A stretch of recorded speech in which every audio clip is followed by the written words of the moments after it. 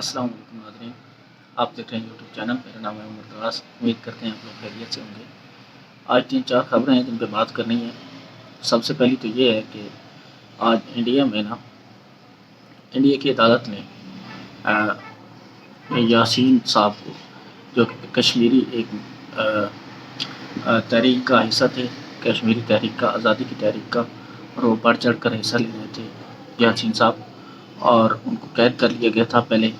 तो आज उनको पहले अदालत ने उनको उम्र कैद की सज़ा सुनाई हुई थी, इंडिया की अदालत ने, लेकिन आज ही उनको इंडिया की अदालत ने जो है वो उम्र कैद से सज़ाए मौत सुनाने का हुक्म दिया है। इस पर भी बात करेंगे। उसके अलावा खबर यह है कि इमरान खान को गिरफ़्तार किया जा सकता है, और मुख्तलिफ़ सोर्सेस से ये बात मेरे इल्म में आई है कि इमरान खान को इस बार गिरफ़्तार किया जाएगा आने वाले चंद दिनों में। और उसके अलावा ख़बर ये है कि पीडीएम जो है वो इलेक्शन नहीं करवाना चाहती। पीडीएम का मतलब है पाकिस्तान मुस्लिम लीग नून। वो इलेक्शन अक्टूबर में नहीं करवाना चाहती, और पीपल पार्टी जो है वो इलेक्शन करवाना चाहती है। उसकी भी एक वजह है, वो भी आगे चल के इसमें बात करते हैं। तो सबसे पहले शुरू करते हैं जनाब यासीन मलिक की गिरफ़्तारी से।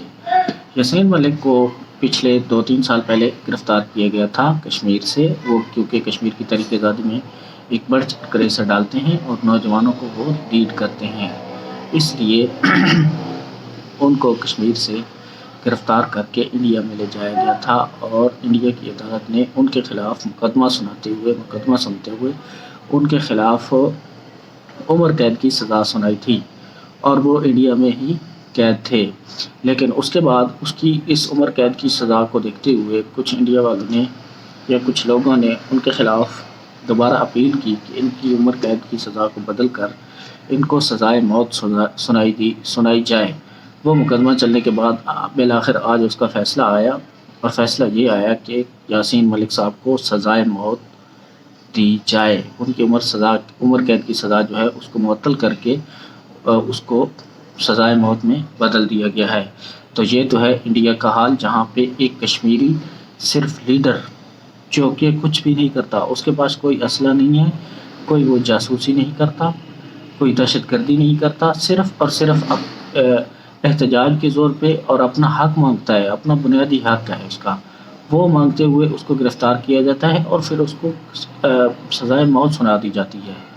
लेकिन पाकिस्तान में देखें, यहाँ पे कुलभूषण जाधव जो कि पकड़े गए थे एक इंडियन जासूस के तौर पर, और वो कोयटा और कराची में बहुत से जो है उनके मिले हैं सबूत के, उन्होंने बम धमाके भी करवाए हैं, और वो उसका मिशन ये था कि वो कराची को या सिंध को पाकिस्तान से अलग करवाने की साजिश कर रहा था।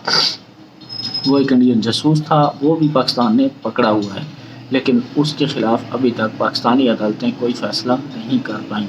पाकिस्तानी अदालतों के हाथ बंधे हुए हैं। यहाँ के हुक्मरान, यहाँ के डेमोक्रेट्स, यहाँ के जितने भी ब्यूरोक्रेट्स हैं, ये सारे बिके हुए हैं।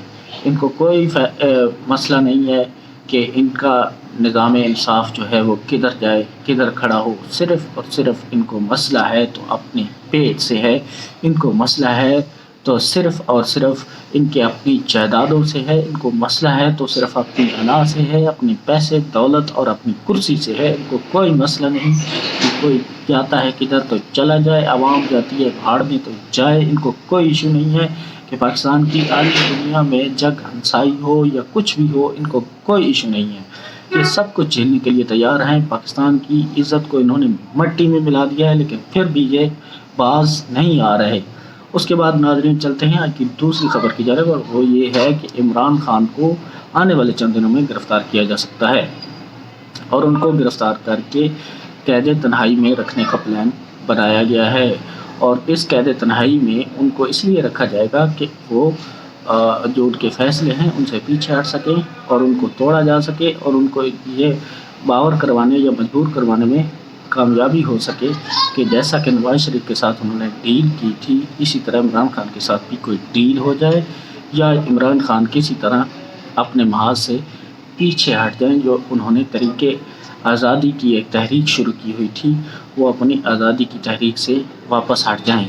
کیا دوستو آپ کو لگتا ہے کہ عمران خان اپنے اس محاذ سے واپس ہٹیں گے، یا انہوں نے جو اپنی ایک تحریک شروع کی تھی اس تحریک کو چھوڑ کے یا پی ٹی آئی کو خیر بات کہہ کے یا کچھ بھی کر کے یا کوئی بھی معاہدہ کریں گے؟ مجھے نہیں لگتا، کیونکہ انہوں نے جتنے بھی سال سیاست کی ہے، جتنے بھی سال، انہوں نے آج تک کوئی بھی ایسا کام نہیں کیا کہ ان کے اوپر ان کو شرمندگی ہو۔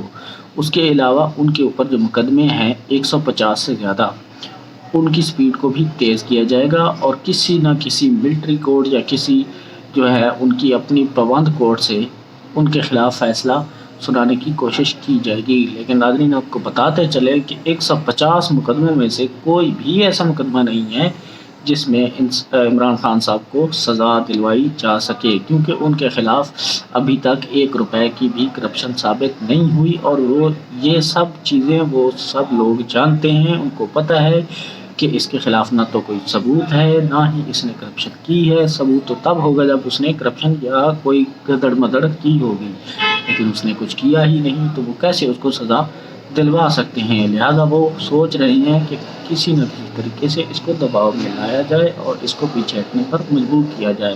لیکن دیکھنا یہ ہوگا کہ کیا عمران خان پہلے کی طرح اب بھی مضبوط دیوار بن کر کھڑے ہوں گے یا نہیں۔ ہماری دعا ہے کہ اللہ تعالیٰ ان کو صبر اور حوصلہ دے اور ہمت دے اس چیز سے لڑنے کی۔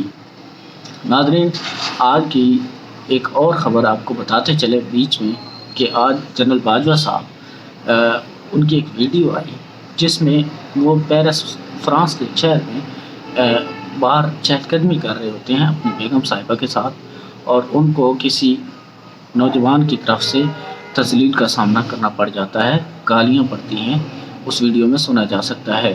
لیکن اس پہ بات یہ ہے، اس پہ میرا تجزیہ یہ ہے کہ یہ خوفناک چیز ہے، افسوسناک واقعہ ہے، اس کی جتنی مذمت کی جائے کم ہے، کیونکہ وہ باجوہ صاحب بعد میں ہیں، پہلے وہ پاکستان کے سابق آرمی چیف ہیں، اور سابق آرمی چیف ہو چاہے وہ باجوہ ہو چاہے کوئی بھی ہو، وہ ایک پاکستان کے عہدے پر رہ چکے ہیں اور ان کا ایک الگ مقام ہے۔ لہٰذا ان کے ساتھ بدتمیزی کرنا یا ان کے ساتھ گالم گلوچ کرنا یہ بالکل بھی تہذیب کے دائرے میں نہیں آتا، میں اس کی زور مذمت کرتا ہوں۔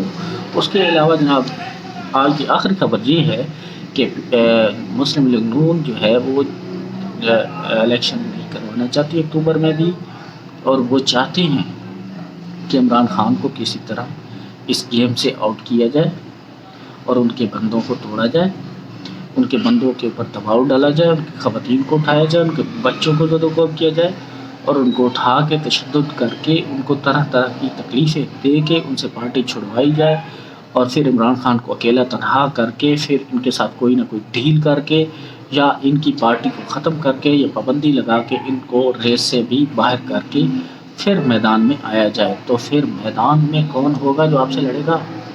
تو دوسری طرف جو پیپل پارٹی ہے ان کے ساتھ مبینہ طور پر ایک معاہدہ کیا گیا تھا، جو کہ ابھی سامنے آ رہا ہے کہ بلاول بھٹو صاحب کو نیکسٹ پرائم منسٹر بنانے کی بات ہوئی تھی، اور ابھی پیپل پارٹی چاہتی ہے کہ بجٹ کے بعد یقینی طور پر اسمبلیاں ڈیزالو کی جائے اور نگران سیٹ اپ لایا جائے، اور اس کے بعد اکتوبر میں الیکشن اناؤنس کر دیے جائیں، تاکہ پیپل پارٹی جو ہے وہ جوڑ توڑ کر کے اپنی پارٹی کو آگے لے کے آئے اور بلاول کو وزیر اعظم بنا سکے۔ لیکن دیکھنا یہ ہے کہ کیا یہ جو اس بار اگر پی ٹی آئی کو توڑ دیا جاتا ہے، پی ٹی آئی کے سارے بندے چھوڑ جاتے ہیں، شاہ محمود قریشی بھی چھوڑ جاتے ہیں، عمران خان صرف اکیلا کھڑا ہوتا ہے اور وہ ٹکٹ دیتا ہے نئے بندوں کو، تو آپ کو کیا لگتا ہے کہ وہ ہار جائے گا؟ مجھے نہیں لگتا، کیونکہ یہ ووٹ جو ہے یہ ووٹ ان سیاسی خاندانوں کا نہیں ہے۔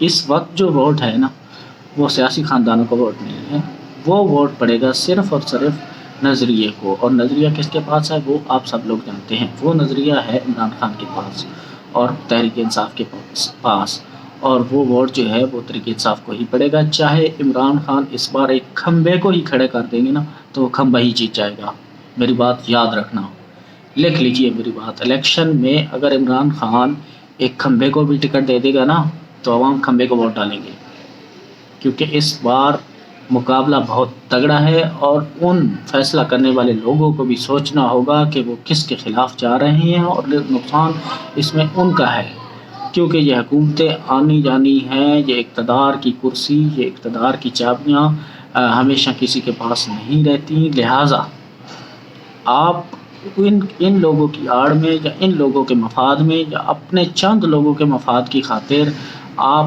اپنی عزت کو داؤ پہ مت لگائیں۔ آپ کی عزت صرف آپ کی نہیں ہے، آپ کی عزت پاکستان کی عزت ہے۔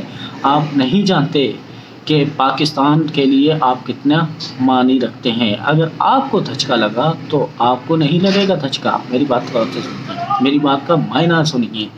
اگر آپ کو دھچکا لگتا ہے تو آپ کو نہیں لگے گا دھچکا، پاکستان کو لگے گا، پاکستان کو ٹھیس پہنچے گی۔ لہٰذا پاکستان کو ٹھیس مت پہنچائیے اور اپنے جو فیصلے ہیں وہ سوچ سمجھ کر کیجیے۔